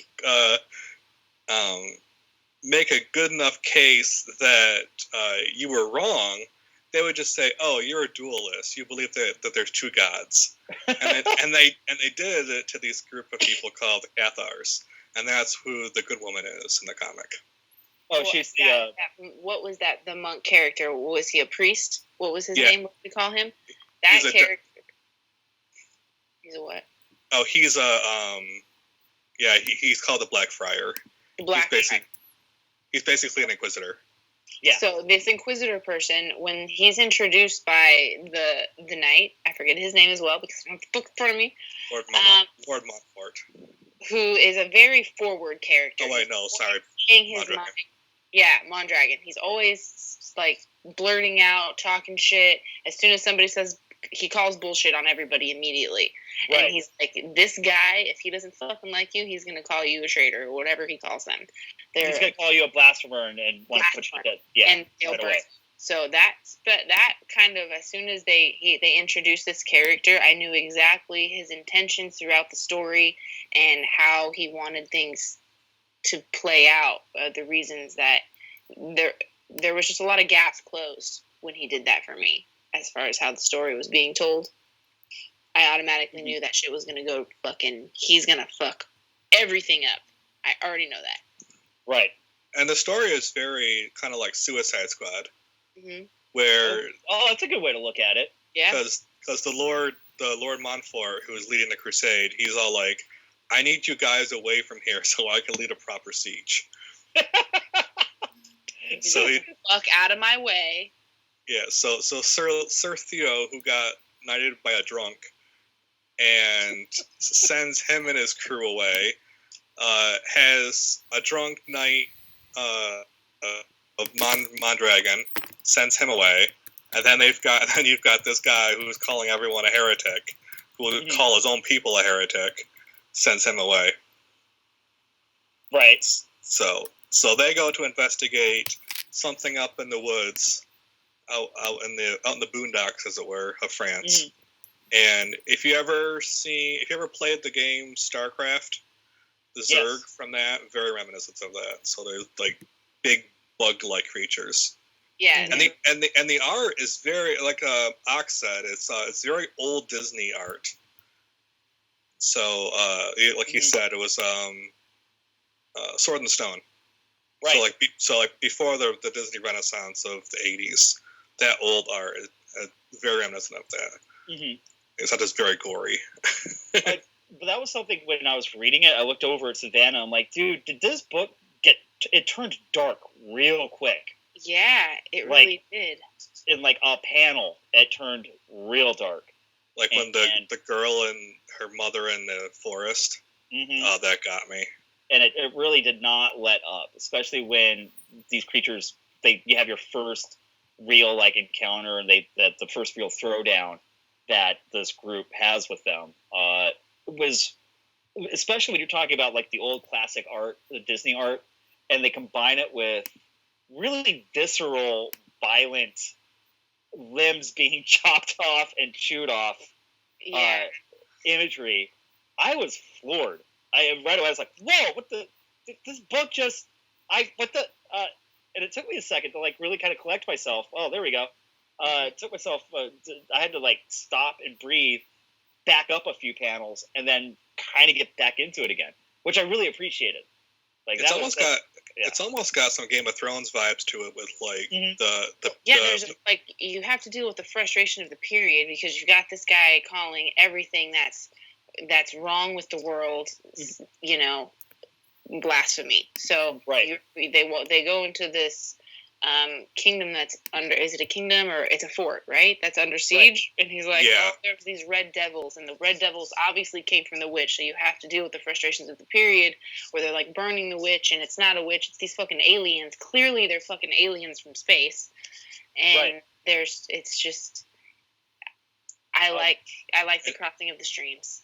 And even when they show up, he's still, you know, they can't be aliens. They're definitely he's still stuck in his ways. Yeah. Right. Yeah, absolutely. And one of the things when I was reading this, I'm reminded of. Do you guys remember the movie Cowboys and Aliens? Oh yeah, I was going to say that this is what Cowboys and Aliens should have been. It should have been this. Thank you. We are on the same. Those were my next words. This is what Cowboys and Aliens should have been. I don't know if you guys remember the movie. It was directed by Jon Favreau. It was Harrison Ford. It was James Bond, and the movie was fun. I went to go see it with my mom. It was fun. The comic book that it was based on was atrocious. That bad, really?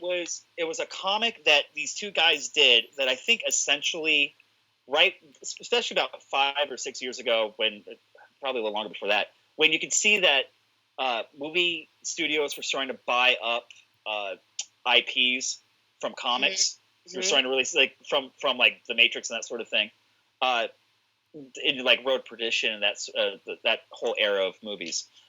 These guys made this comic called Cowboys and Aliens, and it was so bad that two of the shops that I go to were giving it away for free because they couldn't sell it.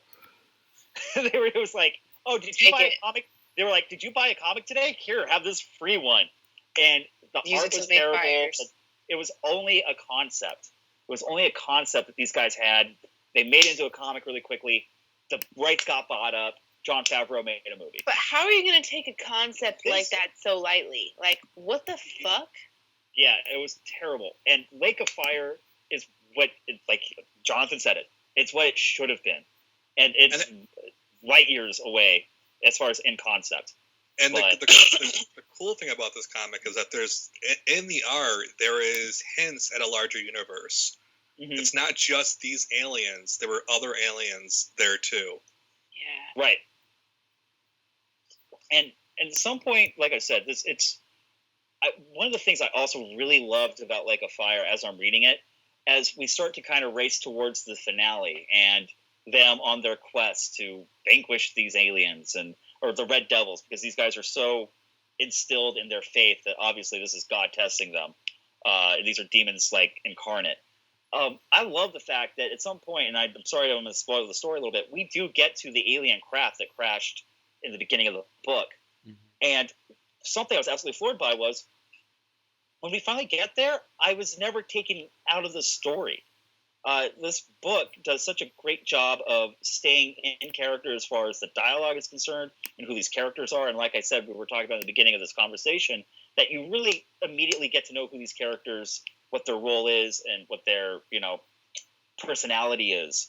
And I love that didn't get all thrown out the door when we finally get to, by the way, alien ship. And throughout it, leading up to that, it really sets up these characters very well. Of this is what their goals are, or this is what their past is like, and by the end, they're like, I want to atone, or I want to make this right, and you're along the ride for them with that. Right. I'm just a big fan of knights and advanced alien technology together, and the book was really fun to read. Like I got, taken, and I was turning all the pages, and I read it cover to cover. I wasn't bored with it really at all. It does start a little slow, but once it gets moving, it really moves, and it's very good. Yeah. The only thing I didn't like about the comic is that it was a little too short for me. I wish it had more time to. I agree with that totally. Yeah. Just to spend time with the character because I like the character so much. But it didn't necessarily feel rushed at all. Oh no. Mm. And the ending was like, the prayer scene. Yeah. The prayer scene got to me. I was like, oh. I want to get Ian on this. Like, what were some of your takeaways from this book, dude? I'm playing with kitties. Oh, okay. No, I will have to agree with Savanna and say that at first it was just a little bit slow for me. But I really did like the clash of these two worlds, kind of like medieval meets like aliens, and that was really enjoyable. It was really, really fun to read, and the art. I didn't make that Disney connection, but I love the art. It's very clean. It's very light, but not too bright, and I really enjoyed the story. Yeah. Another art style you could probably compare it to is the game Banner Saga. Oh. I felt it went well with the story. I didn't. Oh yeah. I liked it a lot. Yeah, for sure. A lot more. It was good. And maybe the ending kind of leads to a sequel. Maybe. Are you hopeful for that? Do you want to see a sequel? Or I just want it to be. And I'm looking into I it too much. really want it to. I think one of the beauties of this book is that it did not. You see certain characters get their comeuppance, and you're really like, yes, finally, thank God. But I also like the fact that the book, they made the very brave choice not to pander to the reader. And for everyone who gets their comeuppance, there are some goddamn heartbreaking scenes leading up to the finale that... I'm getting goosebumps just thinking about them, yeah. Yeah, I mean, there's like at one point, one of the parents who joined the quest to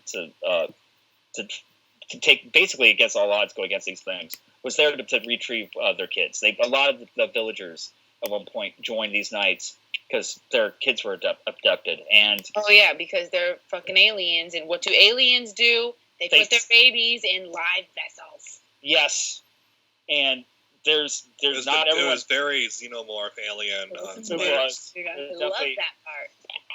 But there's no. I mean, not there's. I'm not going to call this a happy ending. It's not a happy ending. It's not a happy ending, but it was an ending. It was not. It's a 20% happy ending.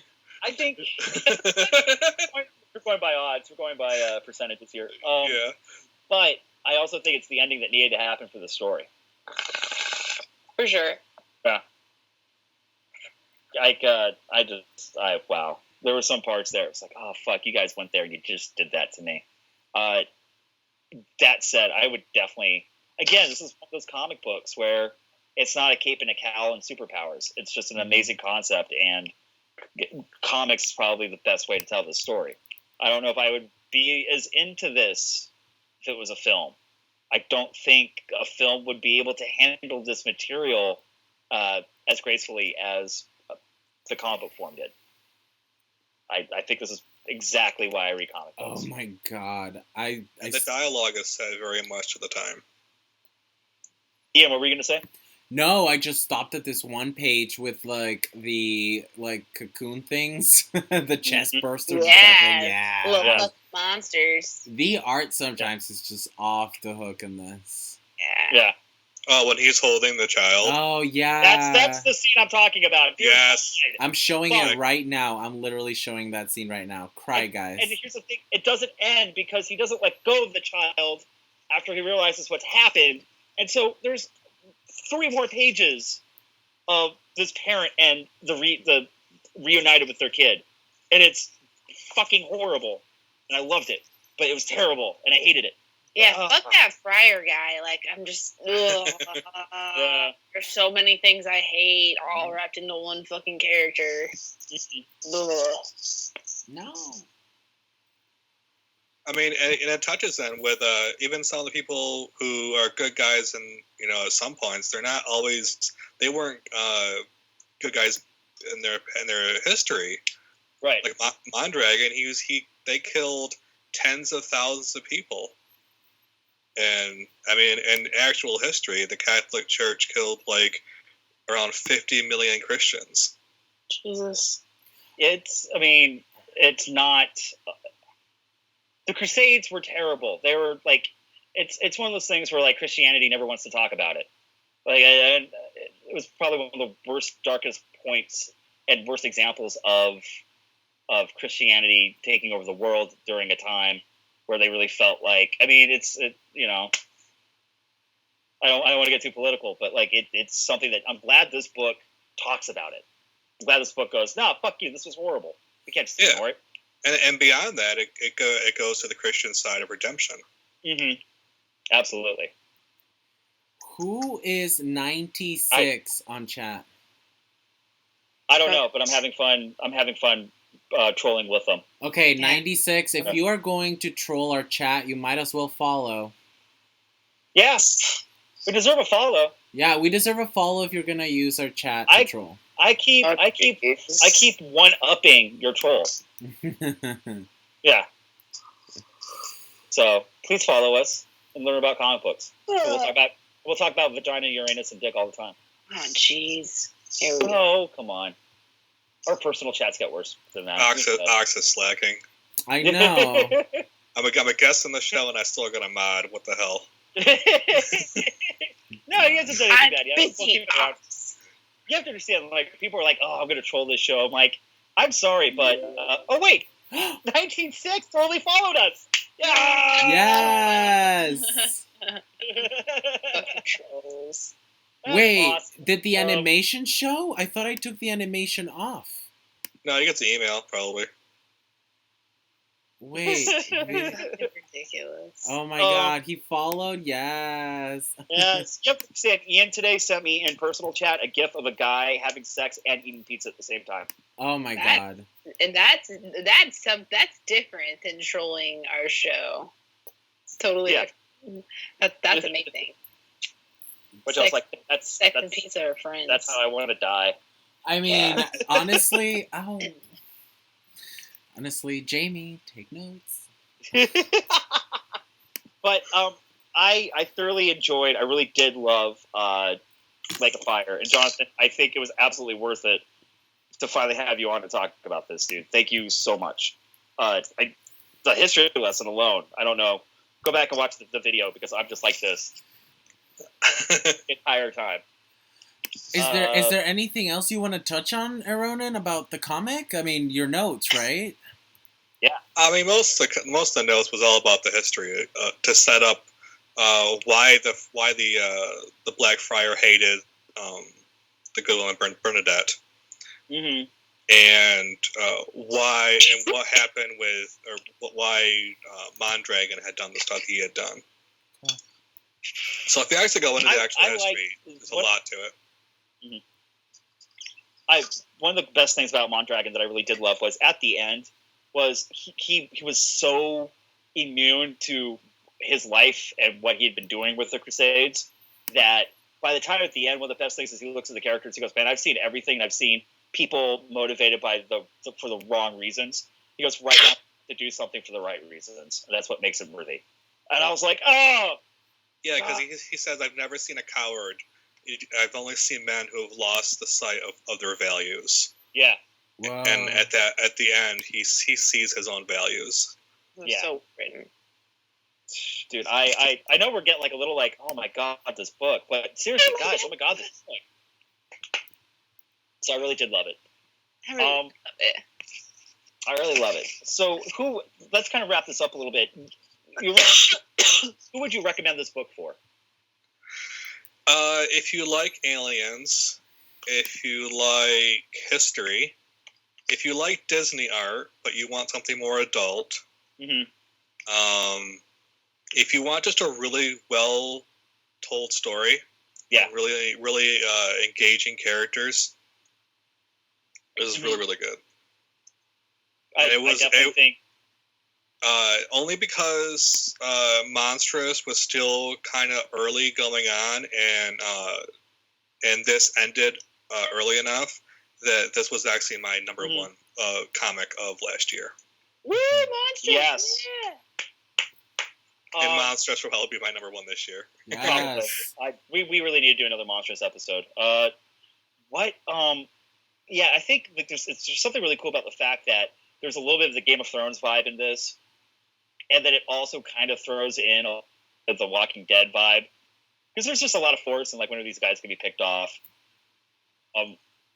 There's 5 or 6 really good elements at play that really come together to make a whole in this title. And like I said, there's something about this book never dropped character for me. Like, yeah, I agree with you, because when they come across the alien tech, that could have been like the worst drop of the ball. And it was handled perfectly. Yeah. Yeah, like I said, when they finally got to like a certain point in this story, I'm like, this is where it falls apart. And it handled every aspect of how would this play out perfectly. And it never took me out. I think the quote unquote set design and the art really helped with that. So it didn't look like the dialogue. Well, just like as they're walking into the Lake of Fire, it doesn't look like Star Trek. Right. It doesn't look like Star Wars. Mm-hmm. It looks like you're walking through tunnels into hell. Yeah. And I think that helps with them keeping character. Perfect. Absolutely perfect. Dude, thank you. Thank you for coming on tonight. Thank you for having me. Thank you for picking this book. Yeah, finally. I feel horrible about seriously, guys, this was the 3rd try to have him on to talk about Lake of Fire. What other thing should we kind of talk about everything that's going on right now this week? Because Jonathan's also a huge part of that, so I don't want him to go until the end of the episode. We are, dude, 96, like, totally showed up out of nowhere, and now it's, like, rocking, like, Crusades and history and the Catholic Church. Dude, you're going to fit in just fine here at Comic Black Book. You fucking rock. And all the trolls. Yeah. I'm all about it. Okay. No. How do you go from penis to that? I know. I got to talk about this really quickly. The Crusades were a mistake, but the idea was right. The only reason that went wrong was the growing tension between the Roman Catholic Church and the Huguenots, Aracross. I'm rushing right now. I'm going to screw this up. The fighters of the Crusades were stuck in the illusion of free will. They were simply following orders that required them to take back their homelands and expand. If it wasn't for them, the Ottoman Empire wouldn't have risen, and that would have shaped our history. Do you want to write for our fucking website, bro? I know. Hold killed it. How do you go from penis to that? Yeah. Guys, 96, we need you in the Discord chat. We want to be fucking friends. Ooh, join Discord. Oh, God. You might be too sassy for Discord, guys. Goddamn day. AJ Allen again. Guys, this is on the internet for everybody. This is fucking cool. I'm so glad this happened tonight. So a lot of things that we've been doing. Guys, the Twitch channel is up and running like crazy thanks to Jonathan and Ian here.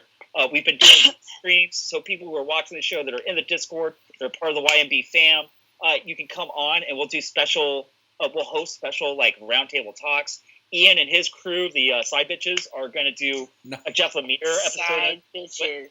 I didn't mean that in such an endearing way. You have no idea. No, that's totally what it is. So that is not. She's like, no. I ain't having it. You guys can do that. Also, we are prepping articles for the website that's going to launch this Saturday, New Comic Book Day. Woo-hoo! We want you guys to go out to New Comic Book Day, take pictures of you at your favorite shops, and send them in to us. We'll have an Instagram going. We'll have the Discord going. We'll have the website going. We'll have the Twitter going. We're going we're going to fucking unload on your face. And if you're going to be in the LA area, Kirk and I are going to be out running around to all the different shops, causing as much trouble as we fucking possibly can. Yes. There will be tacos and probably whiskey involved. And I will be slaving away at home, monitoring launch. Yeah, I feel Ian's going to hold it down. He's going to be the home base. He's going to be the puppet master while this is all going on, handling you guys. Yeah. The website is very special. I want to really kind of stress this right now. Comic Black Book is a community-driven website. We are really going to put an end to comic book elitism.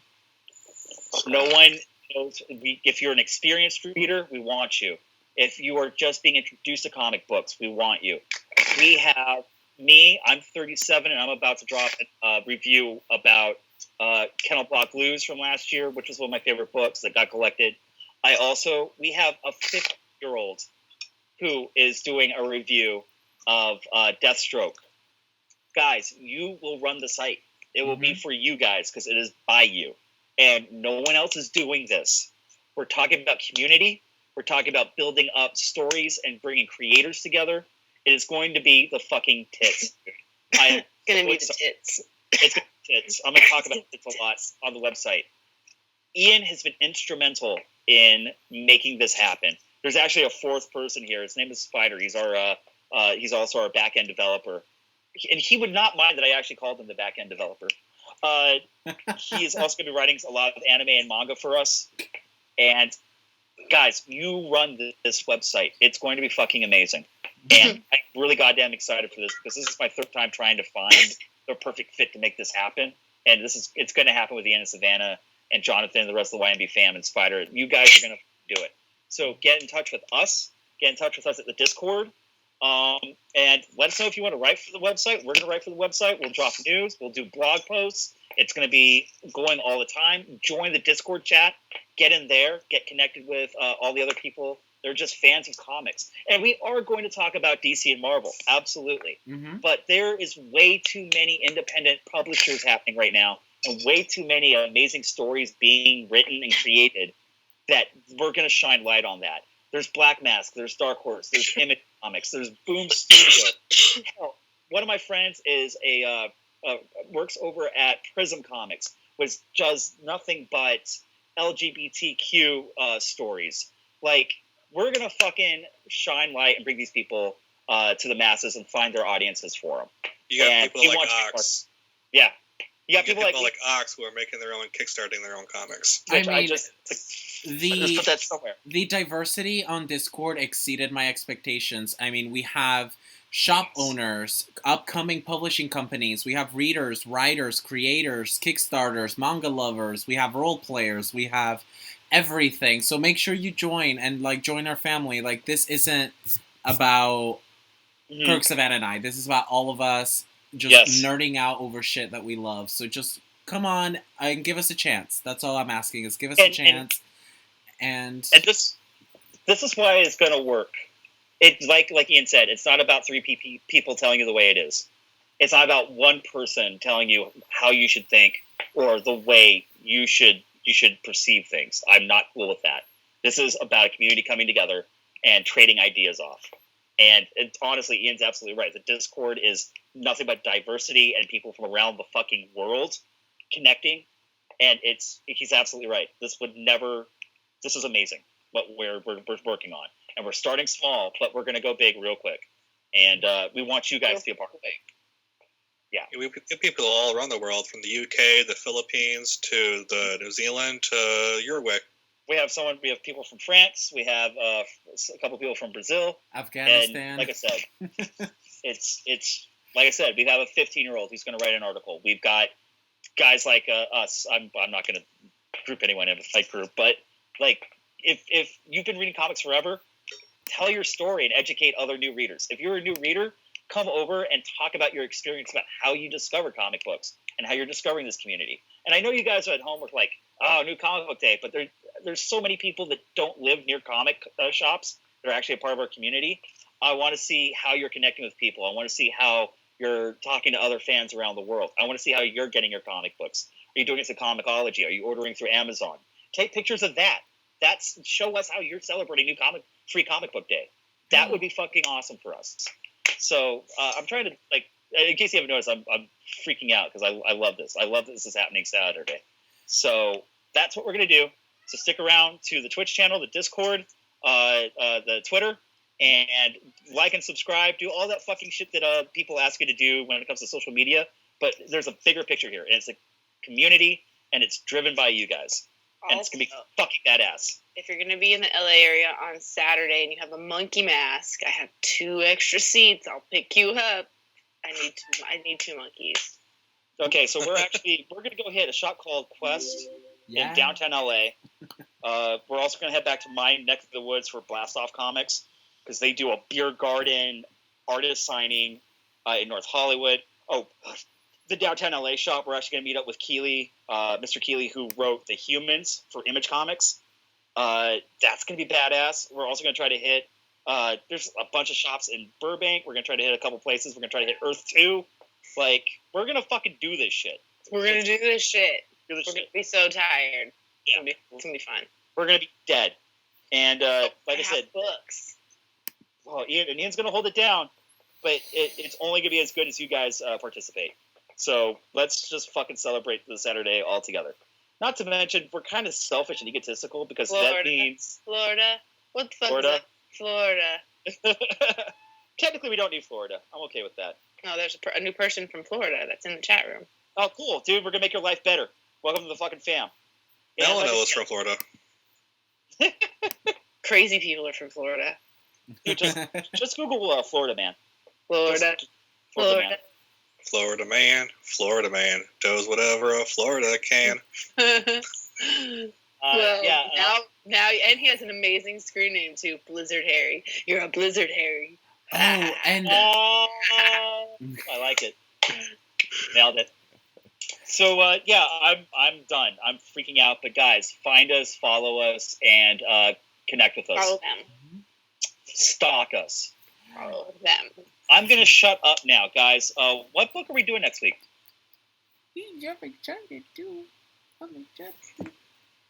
What? Huh? Nothing. I was putting Rhaegar on cam.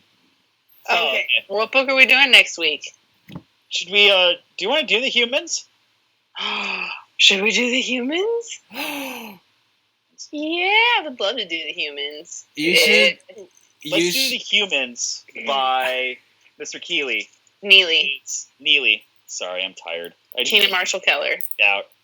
I have a cough. Fucking boom. Oh, it's fucking saucy.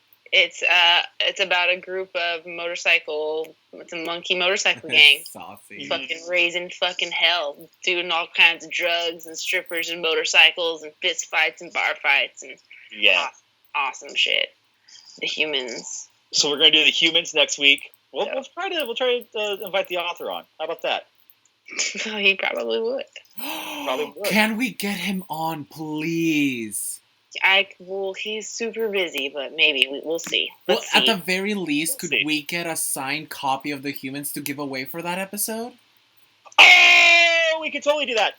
Oh my god, you guys. Yeah, for sure. Yeah, we'll do that. Guess what? Nightbot can handle giveaways. Ooh. Oh, thank God. My God. The commander in chief. The less I have to do, the better. Sweet. Wait, did Blizzard join Discord? Blizzard join Discord. Yes. What's he in there? He's also asking if he wants to review. So, right on things, people. Well, touch base with me. I'm the White Queen right now on chat. That always changes, but send me a DM and we'll start talking about you writing something. Awesome. Guys, let everyone know where they can find you on the internet. Galactus Hungers, Hydro_honey on Twitter. Otherwise, I'm not super social. I'm super busy, so fuck off. Okay. Ian? You can find me at Ian Alexander on literally every platform with the exception of Facebook, but I would rather you join Discord over following me on my stuff. There you go. And you can also find me on comicblackbook.com. Make that a bookmark on your phone. Comicblackbook.com, everybody. That's our website. That's going to be new and shiny on Saturday. Wait till you see our logo. There's a sword. A fucking big sword. I love big swords. It's a Conan logo. It's a temporary logo. We're going to switch the logo up a lot. I really want there to be a sword involved. Yeah, okay. That's right. There it is. Jonathan, where can everyone find you? You can find me at Ronan42 on Twitter. I'm going to maybe start streaming. Yay! I'll be doing gaming on Tuesdays and doing writing on Saturdays. Oh, awesome. So you want to see me do short stories, outlining, world building, hacking Dungeons and Dragons, because that's always not nerdy enough. And Yeah. you can find Aronan's Twitch channel on the following list of Comic Black Book's Twitch channel, so that's easy access. Go follow him there. Yep, that's twitch.tv/Aronan, and there should be links to my books and everything else on there. Mm-hmm. So if you are not liking X-Men right now, I may have the perfect book for you called Delta. I agree. I own every Jonathan Farmhand original, and they're great. Yeah. So yeah, there's basically an homage to the X-Men, and about a group of teenagers who have abilities, some don't, and they're caught up in a conspiracy, as it were. Done. And you may be seeing the likeness of some people on this show in the later books. Oh, schnickle schnackles. Booyaka Shah. If Kirk wants to be. Of course, with the exception of me, because according to Sean, I'm the least important. Boo! That's not right. That's not true. Sean you know is that. the least important, Chippy. Sean is the least important. Sean I'm the number one son. I already asked Ian if he wanted to be, and he said he had to read the books first. So. All right. Savanna's already in the books later. Awesome. There's gonna be that. Yeah. So lots and lots of books coming. So check it out. Check it out. And by the way, also extra special thanks to Jonathan, because he's like been the one who kind of like pushed us in this direction, and he also like mods other channels. He's fucking amazing. And no, he like taught me how to Twitch. He taught me how to Discord. He taught me how to fucking do all the things. And taught you how to love. And at the risk of sounding passive aggressive, Aronan was onto something. Even people, even bigger entities are following Aronan's ideas, which is just a testament as to the genius that he is. What's my ideas? Nothing. Let's just leave it at that. Yeah. Hi, Neil. Neil's here. finally made it. We're about to end. Every time Neil shows up, I want like everyone to use their worst British accent. Oh no, that's terrible. Do that. Bad. And by awful, I mean use your Australian accent. Right. Yeah, exactly. Sorry. Actually, if you ever want to use a British accent, just say, "You fucking what, mate? I swear on my mum." You kind of nailed that one. Jesus. And like I said, you can find all the follows down below. I'm at Kirk Like Stuff on Twitter. I have an Instagram that I can never remember the name of, but I post all the time. And it's a Discord chat. That's where we live. And we also live here. If you missed the episode, don't worry. Everything gets archived on my YouTube channel, which I'm trying to change the name to so that it's finally our YouTube channel. So we'll fucking figure that one out. Other than that, guys, this was a fucking awesome episode. I know. This week we covered everything. Yeah. Everything. 2 weeks worth. Pretty much. 2 weeks, man. So come back next week. We'll talk And what book are we doing next week again? Humans. about humans. Duh. No relation to the UK show. No relation. No. Oh, monkey fuckers. Oh, God, you guys are in for a treat. Yeah, I've read this book. I love it. There's what two. else? Have you read both volumes? Yes. Okay. Making sure. We'll just talk the first one, though. Oh, yeah, for sure. But they're both good. And by the way, if there's anything, if you want to come on the show and you want to recommend a book, Discord chat. That's where you do it. 'Cause we bring Discord, guys guest here. submission. Okay. Ian, go. No, that was it. That was it? So, Alrighty, guys. bye. Mwah, mwah, mwah, Alright, mwah, mwah. love you. Bye. See you guys later. Adios, brochachos. Read all the comics. Be awesome. Don't read all the comics. Just read the good ones. Just the good ones. Just the good ones. And we'll help you find them. Maybe. Don't be Ian's boyfriend. Yeah.